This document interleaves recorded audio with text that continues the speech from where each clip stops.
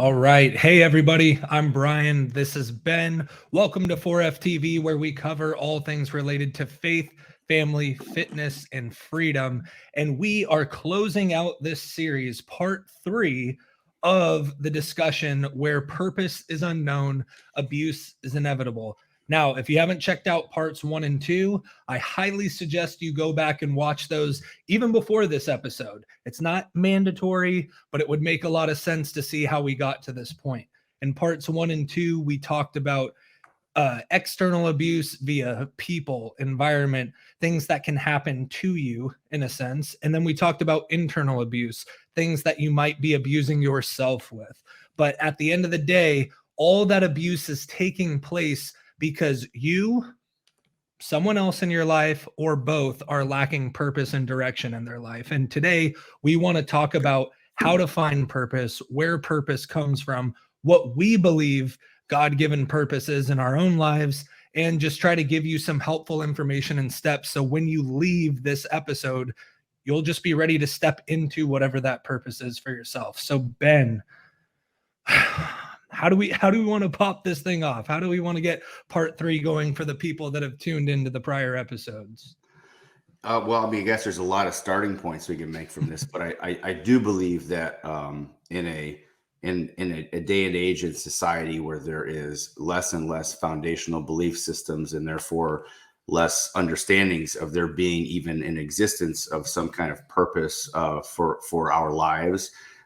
Whether you look at that from a practical purpose or a calling, like a kingdom purpose in terms of our influence and commission to change the world that we are in, purpose really is the cure for nihilism. And we have a society today and another generation today that is so deeply rooted in this viewpoint that is pretty well void of any absolute or fundamental ethical, moral, or religious foundations at all. And just to give the viewers listening, just in case you didn't know what nihilism is, it's basically your philosophy or viewpoint just rejects generally accepted or fundamental aspects of human existence, such as objective truth, knowledge, morality, values, meaning, and you typically also reject any type of religious outlook on life as well.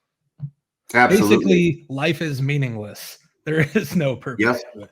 Yeah, life in a sense, life is meaningless, and like we've said in other episodes that in many ways, life, whether you define life as various states of suffering, or you admit to the fact that life brings with it many experiences that are forms of suffering, the only thing that that goes beyond that, deeper than that, or transcends suffering is, in a sense, purpose. So a reason why we are here that is greater than the suffering that is here, that we encounter. And again, I think there's many different places to start with this, but one of the things that we do know without a doubt that I think is kind of transcends this whole kind of overlaps this whole topic, is that it's not so much that there is some esoteric pursuit of finding your only purpose for existence.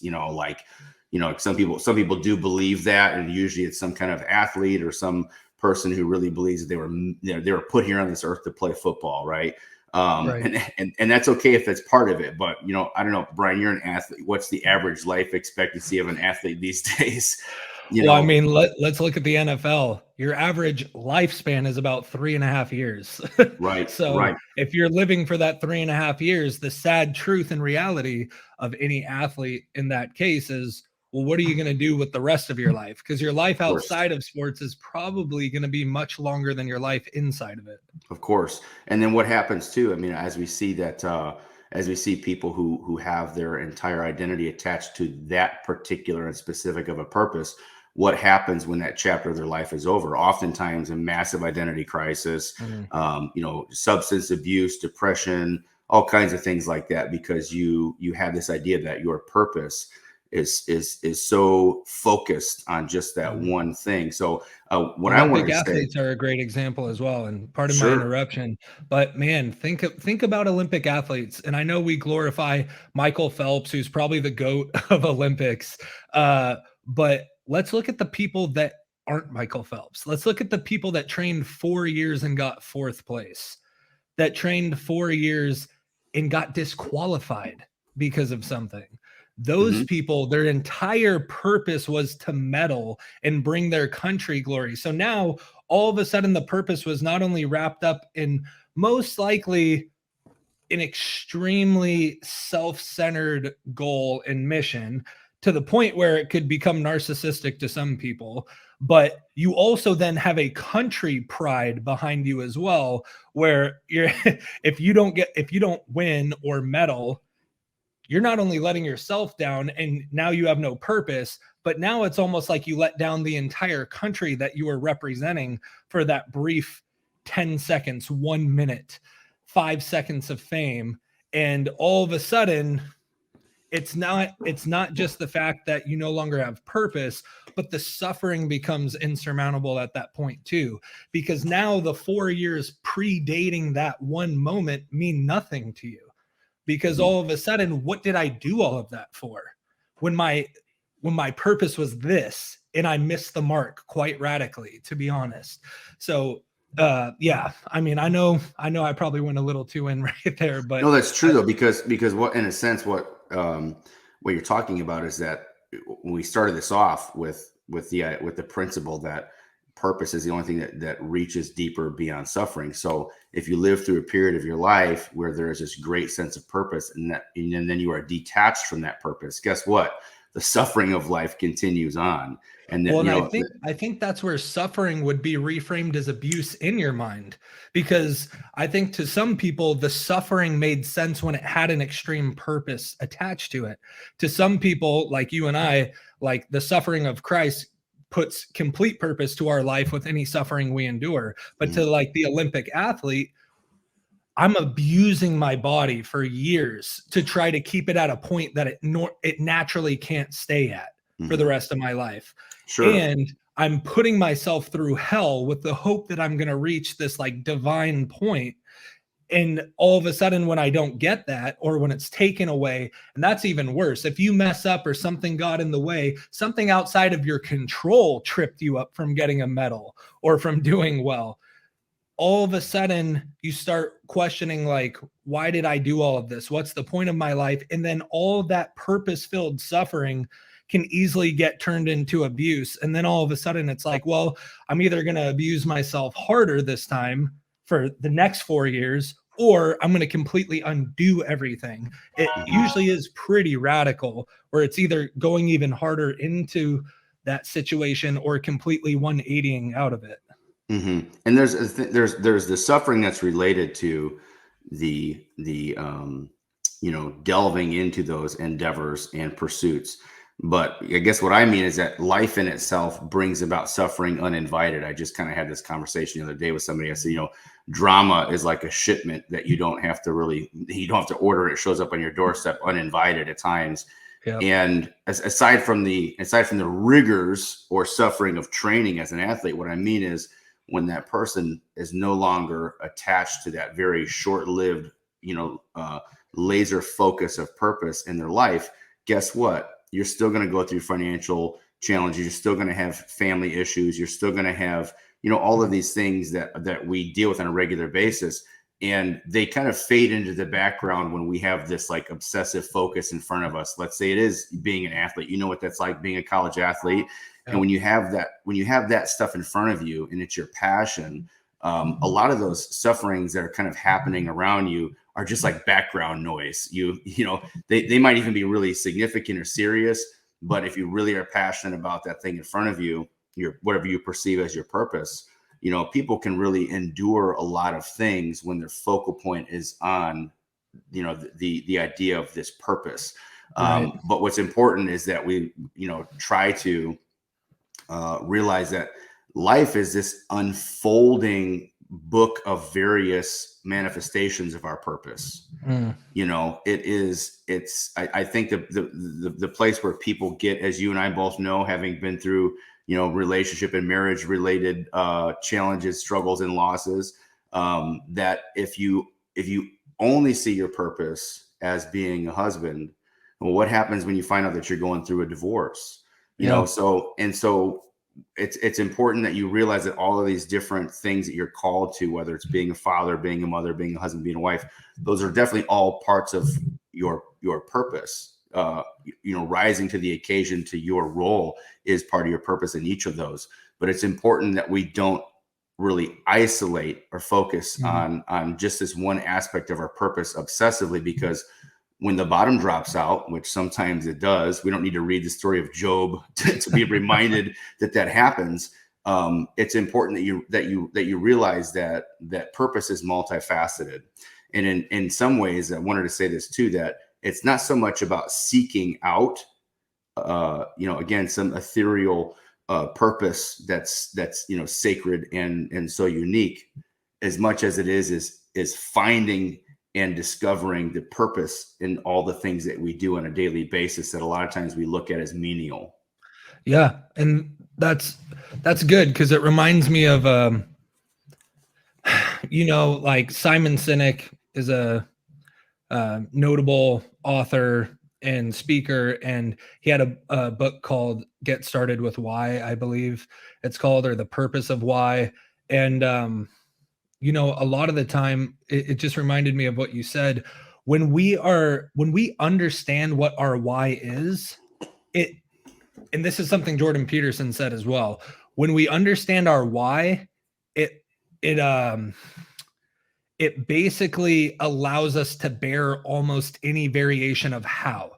So if our why is this big thing, and yes, like marital relationships, job or business, community, family, health, fitness, faith, all the stuff we talk about on this, all of that is segments and pieces of that greater why. But the idea is how, and I think this is kind of what you were talking about, because we find different pieces of our purpose, especially through different stages. Like every 5 to 10 years, you're probably going to be asking yourself different questions. You're going to be going through different challenges. You're going to be trying to overcome hurdles. And whether they're the same as they were 10 years ago, or they're wearing a different mask today, or they're completely different and not related, when you're focused and understand your why, which needs to be bigger than, like we said, this little like micro sprint thing that I want to get done. It's got to be like the why and the purpose of my life, which is maybe not easy for any of you listening to answer. You don't have to have an answer right now, but you should start thinking about it. What is that bigger picture? Because then the how changes. Because just like Ben said, I thought how my purpose was going to get accomplished was through being a husband, was through being a father, was through being a business owner, was through being a motivational speaker. Well, guess what? Some of those things have either changed or they are not happening right now. I planned on some of those pieces of that identity, and that's a whole nother topic we'll get into on another call, where depending on what you put your identity in, you can easily start losing purpose as well. But basically, that purpose has to be big enough that if the how changes, you are able to bear it. You can, the waves are going to keep coming and going, ebbing and flowing, crashing and building, but the why has to be solid. Absolutely. Yeah. I mean, that is, you know, when you wake up and you are overwhelmed or kind of swarmed with all these different things in life, and you realize you have kids depending upon you, you can either look at that as like one more weight to bear, or you can look at it as this drive that really runs so much deeper than the things that seem to be drowning you. And it's kind of like you either look at that as like another thing to be anxious about or another thing to be excited about. Because to the brain, that energy is the same. To the brain, that buildup, you're either putting a label to it that could potentially knock you off track or hinder you, or it's going to push you forward that day. Absolutely, for sure. And you know, it's kind of like, I think we may have covered this in another episode, but you know, I've heard this worded several times in different ways, but it's just like the idea that, great, I have to work out today. No, I get to work out because in the middle of everything that's going on right now, in the middle of me being short on sleep, in the middle, I got my kids' homework, I got this, I got that, whatever else it is. One of the biggest shifts for me, anyways, because regardless of what people think, this, we're not robots, man. We're human. We're just as human as anybody else. Just because you were involved in sports and I was involved in sports and hobbies and things like that that are physically demanding and competitive. We don't wake up every day feeling any more driven than the next person. We don't wake up any given day without any of the same challenges that everybody else has. And it's always this continual battle of the mind. The greatest battleground in life is the mind, without any question. And the times when I have kind of fallen short of inspiring motivation, sometimes it's the sobering motivation. And it was one of those moments where I was like, somebody somewhere my age or younger is laying up in a hospital somewhere, or was just victim of some terrible accident or whatever else is, or born with some kind of incredibly difficult deficiency or handicap, and they would give everything that they have to be able to go down in the basement and work out for 20 minutes. It would be celebratory. And I heard it's one of my favorite lines from a song, and kind of put it in quote form. It's that we never count the hours until they're running out. And that like hits like a ton of bricks, because it's like, I'm 37 years old. I'll be turning 38 next month. And my kids are growing. Like in the last 2 years, they've just grown like weeds, and like they don't look like little kids anymore. Like they used to. They start to look like little grownups. And it's one of those, it's one of those things where it's like, a lot of times, as much as motivation is great, a lot of times digging down deeper into realizing that we have the opportunity to attach to purpose, and especially if we can recognize it in a way that somebody else might not be able to, it should manifest within us this level of gratitude to approach that purpose, with a little bit more fervor. Right. And, I mean, I want to give you credit for what you said earlier in the show, and we were wondering if we were going to put it up, but I think it completely ties in. And it was that discipline is the distance between interest and commitment. And the reason why I thought that was so simple and profound when you said it was the exact thing you just said. I am not going to be motivated. Jim Rohn, like the godfather of sales and motivation, said, motivation is like showers. You need to take them daily. And that's the thing. Like, if you're dependent on motivation to show up, it's no different than a shower. Like 24 hours later, maybe 12 hours later, maybe some of you stink or you work out multiple times a day. But like realistically, for good hygiene, you're going to be showering daily, and you're going to be looking for sources of motivation. And don't get me wrong, when I go to the gym, I've switched playlists recently because I'm trying to feed some better lyrics into my mind. But I'm also putting together PR playlists because I'm in a different routine right now where I'm really gauging strength. And guess what? I'm going to be transparent with you guys. The last 6 weeks, I have PR'd every single week on squats, deadlifts, and presses. Awesome. That's awesome. However, going into every single workout, I have not been motivated to do it. I have told my workout partner, hey, he's one of my best friends. His birthday is coming up. But he honestly, some of the accountability is like, hey, I'm not just accountable to myself, I'm accountable to him. So even if I'm not motivated, part of my discipline is to show up for someone else who might not be motivated as well. But I also know the second I get to the gym, even when my motivation is, the back's a little achy, the hips are feeling a little tight, my ankles are a little stiff, he's just like, so you ready to go do squats? I'm like, yeah, man, let's go. So like, it's the thing where in that moment, even like for some of you, putting on the playlist, putting on the outfit that you love, listening to that one song, putting on your favorite shoes, your favorite shirt, working out with your best friend, just getting to the gym can be motivation for some of you. for me, especially lately, I don't have motivation. I just am trying to work on discipline because it says in scripture that we have been given the part of the fruit that we bear is self-discipline. So if God told me when I have the spirit operating in me, I have self-discipline, well, I better believe that and I better not reject that. And I better steward over that every day.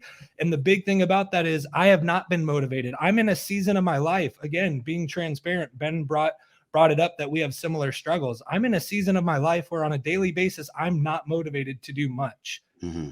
That's a reason it's taken a while to get these podcasts up. There's a reason why I had to change up my workout routine because I wasn't motivated to do the same thing anymore. And I had to change my goals from cutting down and cutting out food and this and that. I was like, nah, I'm just going to eat well and I'm going to train for strength for a while because that's what I need right now. That is the thing that's keeping me going on a daily basis. I'm well fed. I'm lifting heavy. I'm hitting PRs. That's what feels good in this season. And it's not motivating to go in and suffer under some weights. I'm going to tell you what, like that tension is tough and it doesn't feel good all the time. But I know every rep I take, my body is getting conditioned to endure that suffering a little bit more. It's getting conditioned to understand I can handle this tension and the suffering. And it's actually diving me deeper into purpose because your purpose is not absent of suffering. Suffering is a huge piece of purpose. That's why, again, Ben and I, with our faith and believing in Jesus, like we see his example of suffering for a greater purpose, suffering because he loves us so much. That's the same thing. A lot of the time to love is to suffer is to love. There's not an absence of either one. And just like we're talking about with motivation, you can water yourself and shower yourself daily in it with your favorite playlist, your favorite outfit, your favorite gym partner, but you need to recognize that it's not always going to be motivation. In fact, most of the time, it will not be motivation. Most people that have worked with Ben and I in coaching, they're super motivated when they get on a call with us. They're super motivated to get started. But within a week, I'm not motivated anymore because the habits and the discipline start to come in that tell me, I don't know the difference between hunger and cravings are uncomfortable. Cravings feel like suffering to me. So I'm going to give in because I don't want to suffer. And like, again, we can keep, I can keep giving a lot of examples here, but the biggest thing that I want you guys to take away, at least from this piece, is Ben and I are not without suffering. And we are not motivated on a daily basis. I can tell you that right now. We joke about a lot of the time how unmotivated we are to do stuff. But guess what? He has 2 daughters to take care of. He has a house to take care of. He has a business to run. We have a business to run. I have a house to take care of. I have a car to pay for. Like a lot of, if we didn't have to pay for stuff when we weren't motivated to make the money to do it, like who knows, maybe we'd be different people. But the idea is the world doesn't stop for you just because you don't feel like it today or just because you're not motivated today. The world keeps going. And I promise you, when you start mastering the daily disciplines of, if I said I was going to do it, I'm going to do it, because discipline is most of the time not just the distance between interest and commitment, but it's keeping that promise to yourself. Because every time you start something and stop, you're actually undoing discipline and you're doubling down on the fact that I can't do this. I'm unable to do this. It's impossible to do this. Whereas if you stay disciplined and say, it doesn't matter how I feel, if I'm hurting today, I'm still going to show up to the gym and I'm going to stretch and I'll do some body weight stuff. I'll do some calisthenics. I'll get on the treadmill. I'll do body weight squats, some push-ups. When the blood gets flowing and you feel better, you might go and attack the day. You might do the workout you planned. But if you don't, hey, at least you got up and did something, because that's still the discipline of getting up and showing up. Absolutely. And even when when you talk about, being at the gym and trying to put up, new PRs or whatever else it is that you're doing, that conversation never really starts off or is described in, the fun in what I'm doing. It's the purpose in what I'm doing on a very molecular level. So the purpose of what you're doing is to make sure that you are properly prepared for this challenge called life, whether it's time you spend on the basketball court with your clients, or just wanting to be the best version of yourself. And on a much, much smaller level, the purpose of what you're doing is to strategically break down a very particular part of your body so that it gets bigger and stronger, right? Yep. And so if you're looking for pleasure in what you're doing only, you will always fall very, very, very far short of possibility and potential. If you're looking for the purpose and finding the purpose in what you're doing, you're always going to be able to muster quite a bit more. Again, sobering approach and perspective. I think that this is a good time to talk about this. There's another quote by Jordan Peterson, really about seeing things from that perspective of, I'm going to call it what it is, being grown, and seeing that there is a level of discipline and purpose. He says to stand up straight with your shoulders back is to accept the terrible responsibility of life with eyes wide open. It means deciding to voluntarily transform the chaos of potential into the realities of habitable order. It means adopting the burden of self-conscious vulnerability and accepting the end of the unconscious paradise of childhood, where finitude and mortality are only dimly comprehended. It means willingly undertaking the sacrifices necessary to generate a productive and meaningful reality. And so, there's this level or depth, whether it's you in that moment trying to squeeze out what it is that you need to squeeze out to get to where you're going. You're reaching for the purpose of being there in that moment. You're pushing away this unconscious mindset of immaturity, or the way a child would see things. I got all the time in the world. I'm just here for a good time. I'm not here for a long time, just for a good time, right? And so, in that whole when that whole mentality or perspective is shed, Paul talks about that too, when putting off childish things. And that reference, I think it's in Romans. I can't remember for sure, but he talks about putting off childish things because it's necessary in order to, again, purpose in life is this evolving, unfolding reality and purpose. It's going to be different in 5 years than it is now, and it's no less important. That's the other thing that's hard too, is when you really attach to just that one purpose. Again, being a husband, being a mom, whatever else it is, you'll always be a mom. They'll never change.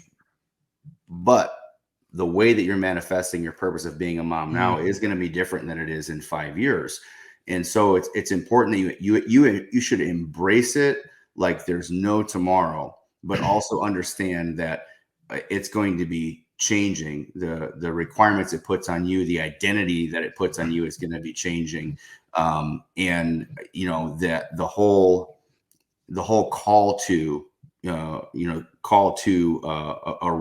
show up or arrive for that challenge requires us to look at our life as it both unfolds on a big scale, and those things that are changing, the landscape that's changing, but again, also being able to be completely and totally given to the moment when you're on rep 8 and you've got 4 more to go, and you're not able to find any pleasure in it. You have to be able to reach deeper in that moment and find purpose in it. Yep. And I think that mirrors I believe it's the serenity prayer, where it's just, God, give me the ability to change the things I can change, to accept the things I can't, and the wisdom to know the difference. I think that's a huge piece to your purpose as well. Because like Ben said, a huge piece of your purpose may be that you're a husband or a wife, but what happens when you're not anymore? Life doesn't stop happening. And there's a reason those things happened. And another thing that's tied to where I think a lot of people fall short in life is wanting things to be fair. Like, it has to be fair. Like, I'm not talking about equality of opportunity, because I do believe everyone should have some form of equality of opportunity. But then when we start getting into the equality of outcome scenarios, like, we're in a whole different place. And I think a lot of that mirrors when people think, well, it's just not fair that I have to go through this. It's like, really? Why? Why is it not fair? Why are you painting this as an unfair situation? Because I can tell you what I've gone through for the last year is not fair. But I can also tell you that what I've gone through for the last year has transformed me as a man. And it has made me stronger, and it has made me more purpose filled and more purpose driven. And it's shown me where I fell short because I put all my eggs in one basket. I put my identity fully in something that could be taken away from me. Your purpose needs to be tied. And again, this is where Ben and I align a lot as coaches, and why we're friends and business partners is because our identity is tied to God. That's something that can't be taken from us. You can not be a husband or wife. You cannot be a father or mother. You cannot be a friend to that friend anymore, or they don't want to be your friend. You can be a personal trainer until the gym lays you off or it gets bought out. Like, sure, absolutely. There's a lot of things where I think a lot of time people tie their purpose to identity, which if your identity is in something bigger than yourself, that's one thing. But most people's identity is tied to a label that they like. And when that label gets taken away, now my identity is gone and I have no purpose anymore. So if there's something that we can continue to pour into you today, like, again, we're not here to argue belief systems. We're not here to argue anything. We're just here to encourage that. Make your purpose bigger than yourself, or bigger than a person in your life, or a job title, or whatever just circumstance or situation you're in life.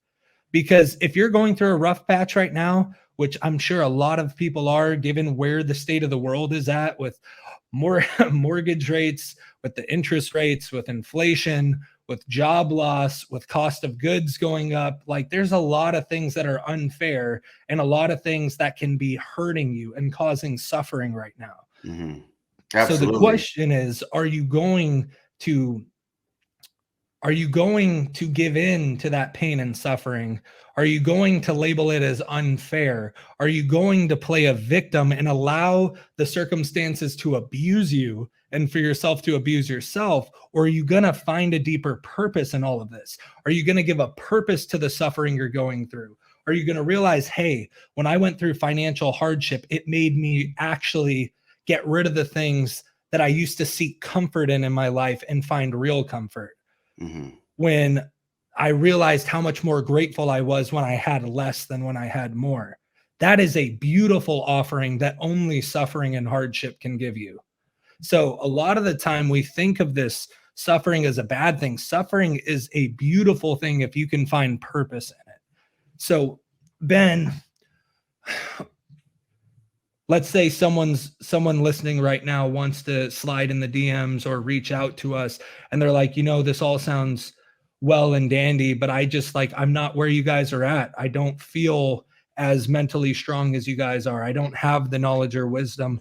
What do you think is the best thing they can do today to get started on the path to truly finding that purpose? Well, I mean, I think that one of the best things you can do is obviously the only thing that you can really have some level of control over is input. We talk about, what do we say? We tell our clients, if you want to lose weight, you got two things we can control: your output of calories and your input of calories, right? And our perspectives and our views about ourselves, coming from somebody who says, I'm just not there, I don't got it like you got it.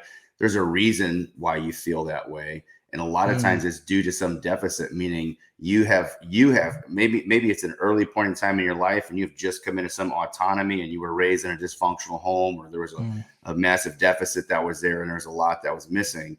Our heart goes out to you, as I have several friends in the same type of situations and struggles and puzzles. But what you can control at this point in time is your input. And here's the reality. If you're standing on this precipice where you feel like, I don't have that, that's just not me, I'll never be at that point where I feel like I have any purpose, or I've found my purpose in life, you are there due to the things that have been spoken over you and the things that you've accepted to believe. And if that's the case, then you also can change the way that you perceive yourself and what you think you're capable of by changing what's coming in. So, for one, get a good reading program or schedule for your Bible. Get a book on, a good book. We'll have to end up putting some links up for some books that are great about, establishing good habits, because the thing about our activity or our daily comings and goings is they always enforce something related to our identity / purpose, right? And so when you are in this point of complete void or self-loathing, there's a reason for that. And there's things that you can kind of do even on a somatic or kind of mechanical level to start kind of reorienting yourself to believing that you can and absolutely do have a purpose and a significant one at that. And that's I guess that's another a good point to make sure to clarify, in the same way that, if someone says, hey, are you a musician? And I hardly ever play my instrument, I'm going to say, well, not really, kind of, you know what I mean? I tinker a little bit, but if I played for 10 minutes a day, which is not that much at all, I would find some kind of identity attached to myself that I'm a musician, which kind of gives you a point of not just self-worth and pride, but something that you attach to yourself as some form of purpose, whether it's entertainment or something significant, or not. In that same way, our functions, because if you think about the word purpose, purpose is a reason for which, like, something is done or created. Like, the purpose of this water bottle is to hold my water, right? And so if you've been exposed to things in your life on a regularity, okay, words spoken over you in your life to some regularity, you begin attaching to your circumstances or to your story as a form of identity or purpose, right? And so if you are at that point where like, that's just not me, I don't really have a significant purpose in this life, I don't really have anything to offer, the reason why you have bought into that story is because it's been, again, either spoken over you or it's something that you have allowed and accepted. And those things we both know those things are lies from the pit of hell itself. Yep. And we want to, again, we're gonna put some resources and books and things out there that are available when we put this episode up. But that's the first thing you can do, and on a really, really intentional level, is start giving yourself things to do that are going to actually, our neurons, we actually wake up every day with new neurons, right? We wake up with the potential and capacity for setting a new order to things.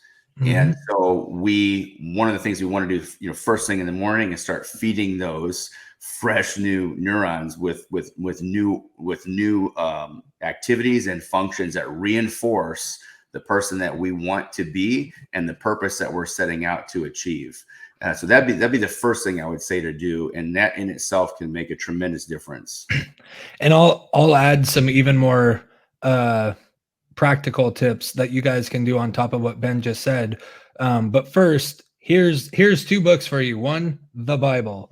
I will tell you, like, it's not the easiest read at times. You may not want to start with a King James version. You might want an NIV. The Message and Amplified are actually really simple and nice to read, but there's people that believe that it's misinterpreted, or we're not going to get into that. But just, if you open up and just read about Jesus, you read anything from Matthew, Mark, Luke, and John, the Gospels, you're going to get to know a little bit about Jesus and yourself.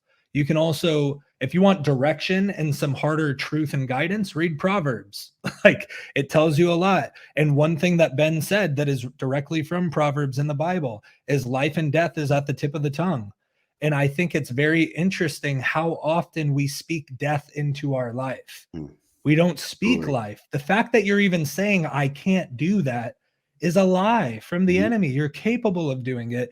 And the second book that I'm going to give you that mirrors what we're talking about is Atomic Habits by James Clear. I was gonna say Very that. I was gonna say the same thing. I knew It's a you good were going to say it, but I'm telling you, it's breaking something big down to its smallest form, and it's so coincidental, or maybe it's not, that Ben was talking about neurons every day and everything else. Like, here's the thing: it takes 21 days to get a new habit started and really like committed to, and it takes about 90 days for it to be a lifestyle.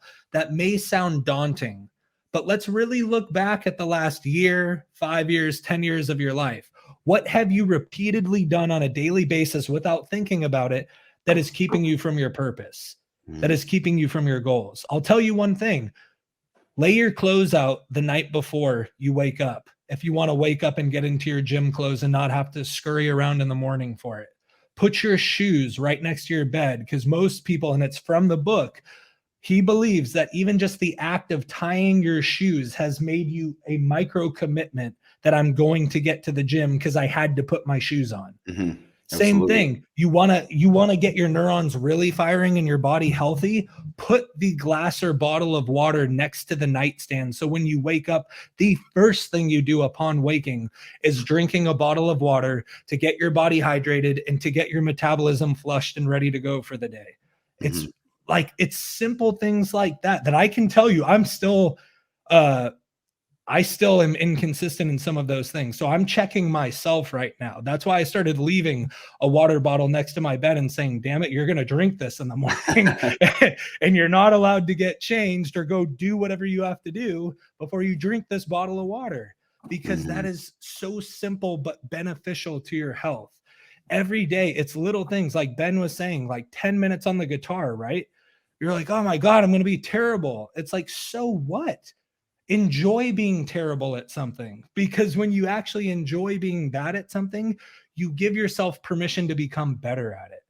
And Mhm. that is a huge thing that I think too many people are embarrassed about, being bad at something. So they never start something. It's like, hey, you're always going to be bad until you're good. Right. That's true.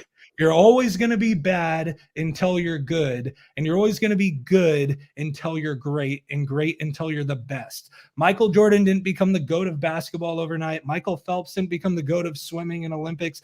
Tiger Woods didn't become the GOAT of golf overnight. Like, Mhm. Sure. obviously these are all athletic things, but like, it's the easiest thing to argue at this point. But But how that ties back into purpose is that, you don't you look at some of the greats, they didn't show up for practice early because there was nothing else they could fill their schedule with, or because they could have, been out blowing all that money doing something else that was more entertaining. The reason why they showed up early for practice is because they found purpose in it. There was absolutely. again, coming back full circle, whether it was this really concentrated focus for this chapter in your life as an athlete, or not, the rise to occasion, I was explaining to someone else the other day, there's so many people who are gifted, and a lot of times the people that are gifted never do the extra work because they can get away with their gifts. Yep. And those are the people that didn't understand and didn't identify. There's great evidence here that I am purposed to do this. Like I was created to take on this calling or to pursue this endeavor. And all of those small steps along the way, all of those early Mhm. practices, late practices, whatever else it was, in order to make that happen, in order to show up there, whether you want to call it discipline, and it is a form of discipline, they had to see purpose in showing up early and purpose in staying late. Absolutely. So again, things that I'll give you right now, and they are cliche, but they work. That's why every person keeps repeating the same junk you've heard forever and ever. First of all, you do need to start asking yourself, what is my purpose? What is my purpose outside of being Brian or being Ben, outside of being a husband and wife, outside of being a father or mother, outside of being a worker or a business owner? What is that bigger purpose that can encompass all of those things? If you were to leave the earth today, what purpose and mark would you want to leave on this world? And it may take you quite a few times. And what's a great way to be in that? You can set a timer, 10 minutes, 20 minutes, 30 minutes. You're probably only going to be able to handle 5 to 10 in the beginning, but just sit down, ask yourself these questions and be still. Be silent. Listen to yourself. Listen to the thoughts you have. Write it all down in a journal. I can tell you, just like putting the clothes out the night before or the water by the nightstand, make a list of affirmations, write them down, and start speaking life over yourself. I will tell you one thing, you will start building a better mindset, and it might help you be a little more motivated or disciplined. But I can also tell you that just reading affirmations without taking action is only going to get you so far. I can read, I am a child of God. I'm empowered. I'm beautiful. I'm strong. I'm smart. That sounds and feels great. But what actions am I taking on the day to confirm those beliefs? It's very hard to believe yourself if your actions counter what your belief system is trying to teach you. So write down your affirmations, your goals. You know what's even better than goals, friends? It's standards. Because goals are not met without standards. So I would encourage you and invite you to raise your standards today. Wake up earlier. Hydrate first thing in the morning. Read your daily affirmations. Don't pick this thing up for the first hour or two, unless you have a crazy work life that begins the second you wake up. But I think most of you don't. You can wake up, pray, hydrate, read your affirmations, get your body moving for 10 or 20 minutes, or maybe you go and knock out your workout. Nourish yourself with good food. Write down your thoughts for the day. Write down the 2 or 3 actions you're going to take today to be a better husband and wife, be a better mother and father, be a better employee or coworker, to be a better business owner, to impact more clients. Write down those 2 or 3 things and do not do them. Write them down and do them. So you need to start small. If you say, I'm going to make $10,000 today, no matter what, you're probably going to set yourself up for failure and you're going to double down on the wrong thing. But say, hey, if it takes 20 clients to reach $10,000, I'm going to reach out to 20 people today. And I'm going to reach out to 20 people tomorrow and the next day and the next day. And if you have a 20% close rate in 1 week, if you reached out to 100 people, you got your 20 people. And then all of a sudden you made $10,000. And obviously, easy example. Again, we're all about easy examples, practical examples here. Maybe 10K like that isn't practical to some of you. But the idea is write down those 2 or 3 things, read through Atomic Habits, make them small micro commitments that build to that bigger vision, that build that purpose, that compound on it. So just to recap, read the Bible, read Atomic Habits. Those are 2 great books to start with. It's a good place to start. Lay your clothes out. If you need to prep some food to eat healthier, do it. It's not that bad. If you don't want to prep food, then you better go to your local just like health spot that has pre-made meals, those healthy fit meals. Find something that's balanced, 40, 50 grams of protein, could be lower or higher carb, healthy amount of fats. It doesn't matter. If you're not going to cook, commit to buying prepped meals. It just makes life easier. Drink your water every morning. Pray, read your affirmations, commit to only 2 or 3 things a day. 2 or 3 things that once I wake up and I hydrate and I work out and I nourish and I'm feeling good, what are the 2 or 3 things I can take action on today, right away, that are going to build my confidence, that are going to take me deeper into purpose, and that are going to raise my standards and grow myself as a person so I can have a bigger impact? Those are the things you can get doing right now. So I'm telling you, whatever time you're watching this, if you're in the middle of the day and you're at work, hey, thanks for tuning in while you're at work and on your break. But start tonight. If you haven't worked out, work out, eat well, get your clothes laid out. How's the whole thing go? You're going to wake up. You're going to drink your water. You're going to pray. You're going to read your affirmations. You're going to get dressed. You're going to move that body. Because I'm telling you, Sometimes when you're not motivated to, it's just get moving. There's so many times I've gone to the gym, and I know Ben can say the same. I don't want to work out, but 10 or 15 minutes into it, I'm so glad I went. It's not always that initial motivation. It's that standard that I'm not going to lie to myself. I'm not going to break commitments to myself. I am going to pursue my purpose every day. I am going to accomplish 2 or 3 things I've set out for today, not the massive laundry list of stuff, those 2 or 3 things. And I'm going to keep building your purpose. Your purpose changes just because we were once married and now we're not does not mean that we don't have purpose.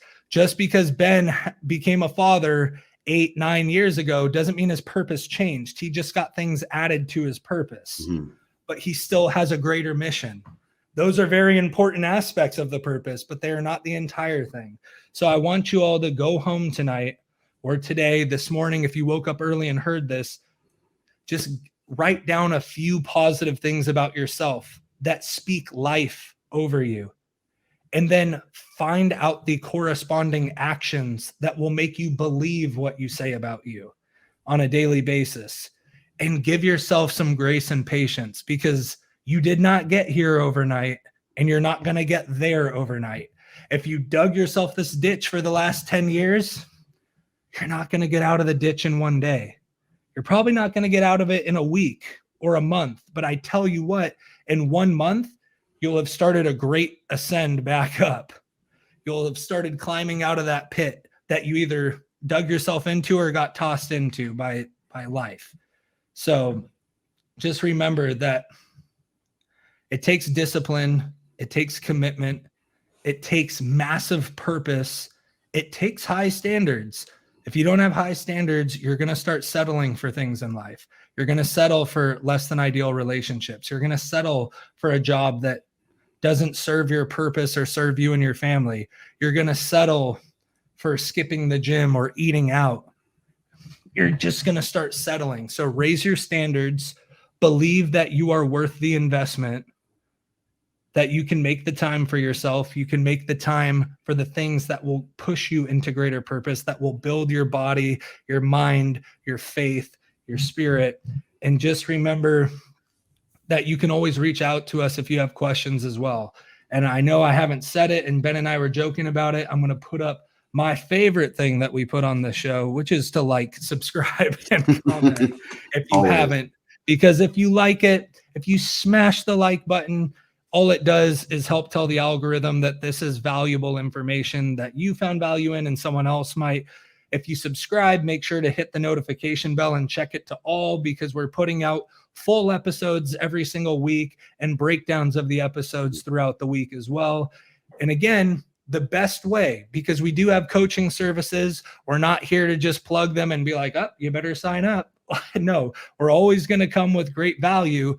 And if you need coaching, we're here for you. But if you just want some questions answered, make sure to comment below, because part of the reason why Ben and I are doing these is we don't just want to educate, equip, and empower you all, but we want to make sure what we're educating, equipping, and empowering you with is relative to what you're actually experiencing in life. We can go on and talk about anything, but if it has nothing to do with your life, it's hard to help you. So whoever comments, we're going to get back to you in the comments. We might even make episodes around certain people's comments, or if enough of you comment the same thing, it becomes clear to us that we should go deeper on certain topics. So make sure that you like, subscribe, and comment. And Ben, I'll let you say your last words, because I just took over for a couple minutes there, but go ahead and give them your last piece as well.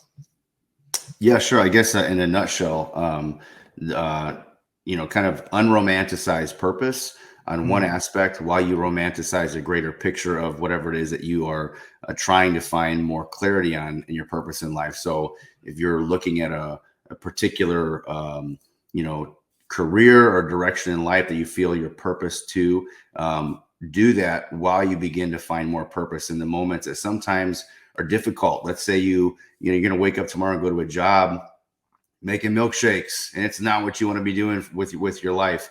Then the purpose in that moment is character development. The purpose in that moment is for you to continue, displaying some type of excellence in this waiting period. And so I think that's necessary when we only attach purpose to grandiose things or accomplishments that we're shooting for always far off in the distance. We have kind of, in a sense, lost sight of the different intricacies of purpose. So purpose, big scale; purpose, small scale, 6 inches in front of your face every day. I love that. Purpose is big and small. It's exciting, it's minute, and it's everything in between. So we hope that part 3 of this entire series of Where Purpose is Unknown, Abuse is Inevitable brought clarity to you all. Again, if you haven't seen parts 1 and 2, I highly recommend you go and watch those right now, because you'll get a better understanding of abuse from an internal and external perspective. And it'll make even more sense as to why we went so deep into purpose today, why we gave you practical applications, and why we're doing this entire talk, because it's really easy to allow abuse in your life when you don't have purpose. So we hope that you have a purpose-filled night. We hope that you have a purpose-filled life. Start taking the small steps you need to take those greater strides down the road. And thank you again for tuning in to 4FTV. I'm Brian. This is Ben. We cover all things from faith, family, fitness, and freedom. And we hope this found you well. Stay blessed and stay tuned in for the next one.